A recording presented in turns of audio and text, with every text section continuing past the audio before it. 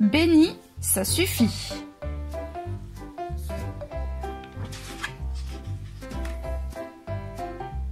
Benny se dit que ça ne va pas du tout. Maman n'arrête pas de ranger, de trier et de récurer. Elle range les bâtons et les pommes de terre de Benny en ligne bien droite.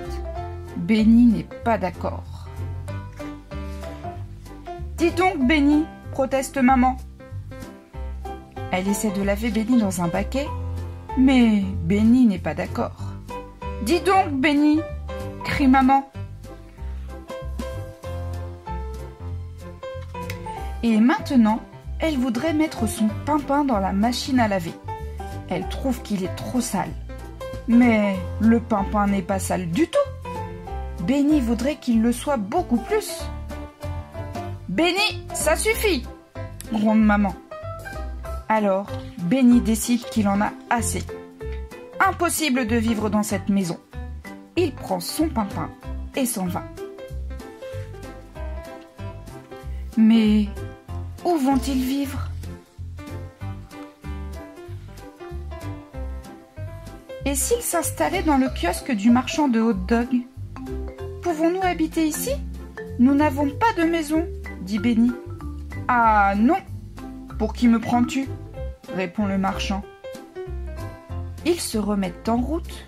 Ils passent devant des dizaines de pavillons où vivent des cochons, le groin collé à leur ordinateur. « Il y a une petite place pour nous ?» demande Benny. Mais les cochons ne l'entendent pas. Plus loin, il rencontre un chien qui a l'air gentil. « Pouvons-nous habiter chez toi ?»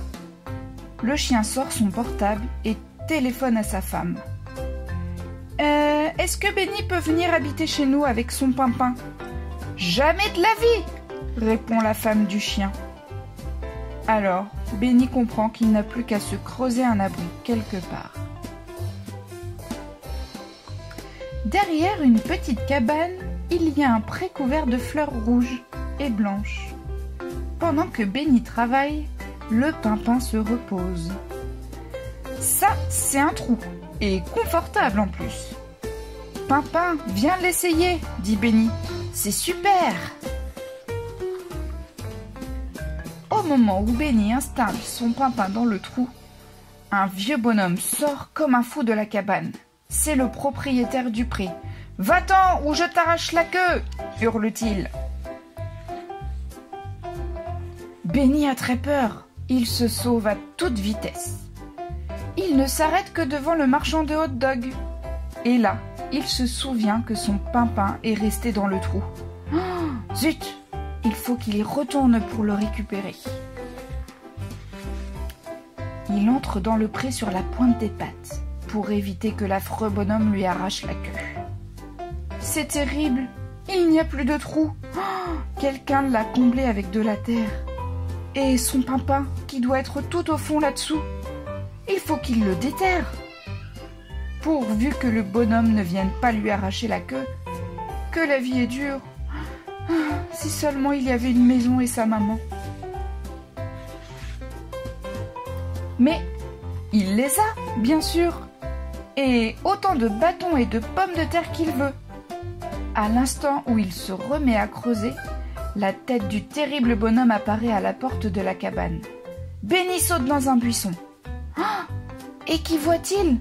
Son pimpin! Comme ils sont heureux tous les deux, Benny serre le pimpin dans ses pattes et il se sauve.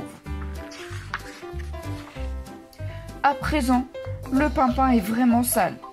La maman de Benny n'hésitera pas une seconde à le mettre dans la machine à laver. « Je te laverai moi-même », décide Benny. Et il plonge le pimpin dans une flaque. Et maintenant, on rentre.